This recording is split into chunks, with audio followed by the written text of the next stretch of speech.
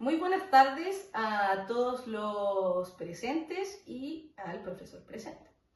El día de hoy, conjunto a Cristian y a Paulina, les presentaremos el primer capítulo del texto La fabricación de Luis XIV, expuesto por Peter Berg. En este caso, el primer capítulo se llama Presentación de Luis XIV. Y en cuanto a su contextualización, debemos entender que Luis XIV fue un rey francés que accedió al poder en 1643 a la edad de solamente 4 años. ¿Ya? En este caso, él gobernó durante 72 años hasta su muerte en 1715. A lo largo de su reinado, podemos dar cuenta que impulsó una poderosa imagen personal que se reflejó en el arte y en diversas manifestaciones culturales, las cuales exaltaban y legitimaban su poder o su autoridad. En este caso, esta imagen fue compuesta por él mismo y por sus consejeros, y a partir de una buena calidad de artistas, escritores y componentes que estuvieron a su servicio. En el texto se da a entender que este no es un estudio monográfico por el cual no es que se explaye su vida en específico, porque existen otras investigaciones sobre ello, pero sí es una comunicación, producción y circulación de las diferentes formas de recepción de la figura de esta de manera simbólica. Y ahora pasará Paulina a explicar el siguiente punto.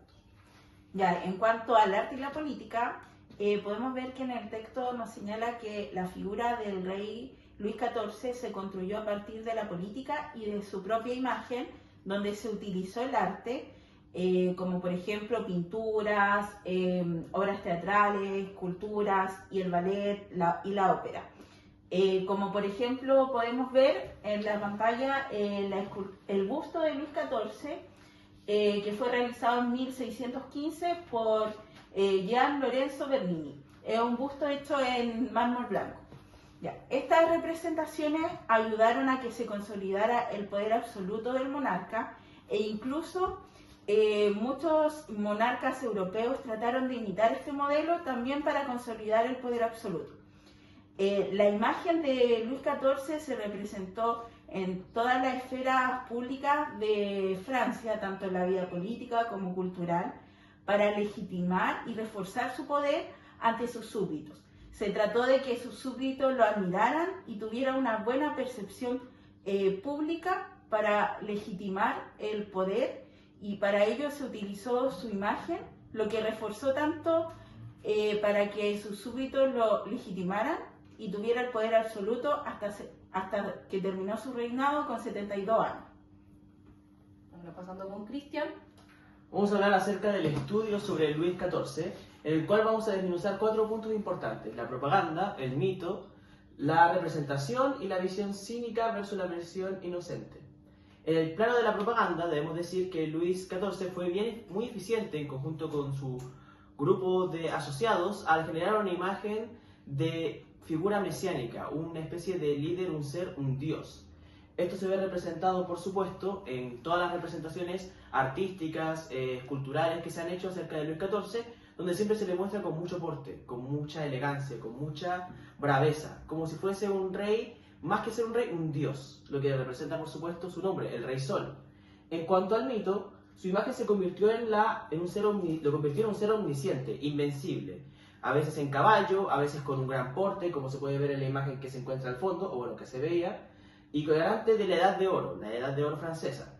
Como se puede ver en esta imagen de Charles Bronson de 1652, en donde se representa al joven Luis XIV como si fuese el dios Júpiter, el dios central de la mitología romana o la mitología greco-romana, según la concepción.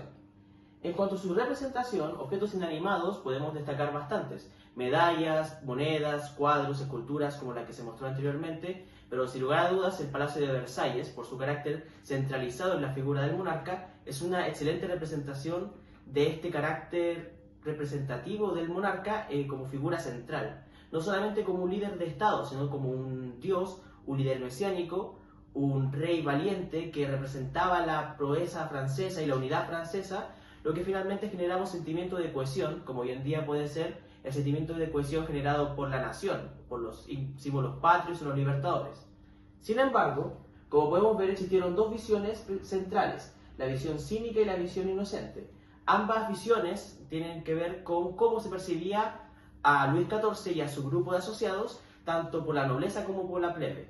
Los cínicos consideraban que toda la imagen referente a Luis XIV era una transformación, una fabricación malintencionada con el fin de mantener el poder de Luis XIV a través de elementos estéticos, a través de elementos grandilocuentes que no representaban verdaderamente a lo que era Luis XIV. Por eso muchos estudios destacan otros aspectos, me refiero a estudios posteriores, por supuesto, donde no se destaca solamente lo que se quería representar aquí, sino el verdadero Luis XIV. Sin embargo, los inocentes consideraban que era importante generar esta imagen de un ser poderoso, un rey sol, como forma de mantener una especie de cohesión entre la nobleza, por supuesto, la plebe y lo que vendría siendo el contexto francés en general. Lo que finalmente da por hecho que esta gente defendiera ese modelo del rey sol y de un rey omnisciente, un rey poderoso. Y ahora vamos a pasar con Josefa, que va a darnos el análisis de este capítulo. Sí, bueno, en cuanto al análisis del texto, este permite comprender cómo en la época moderna el poder también dependía de la persuasión y de la propaganda a través del arte. En este caso, Luis XIV no solo fue un rey, sino un proyecto político donde todas las esferas se centraban en la sociedad. Por ejemplo, en el lado político, social y cultural. Además, permite analizar la relación del poder, la comunicación e imagen pública, que este es un fenómeno que podemos ver o visualizar que está vigente hasta la política actual. Y ahora, para concluir, pasaremos con Paulina. Ya, en conclusión, el texto de Peter Berg nos sirve para comprender que este fue más que un periodo político, sino que una empresa que se elaboró la imagen de un monarca, en este caso de Luis XIV. La imagen de Luis XIV en este periodo se transformó en todas las esferas de la vida pública de Francia, tanto en lo político, social y cultural. Estaba presente la imagen de Luis XIV para legitimar su poder absoluto. Se construyó un sistema sofisticado de propaganda, representación y el mito.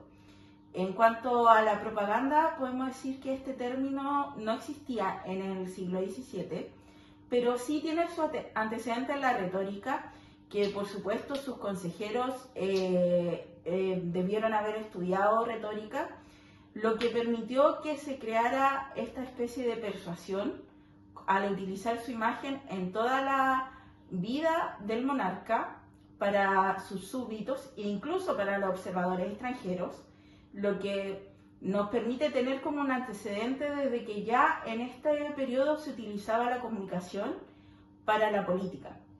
Es decir, que se utilizó la imagen del monarca en todas las esferas para potenciar y para persuadir a la opinión pública desde que para legitimar su poder, o sea que los súbditos realmente le tuvieron respeto, también su imagen significara orden, poder, magnificencia, y es lo que podemos ver hasta la actualidad, que se sigue utilizando esta comunicación y la imagen para la política, incluso para los liderazgos. Lo podemos ver en la actualidad con los políticos que existen a través del mundo. Y bueno, en cuanto a su atención y esta presentación, muchas gracias.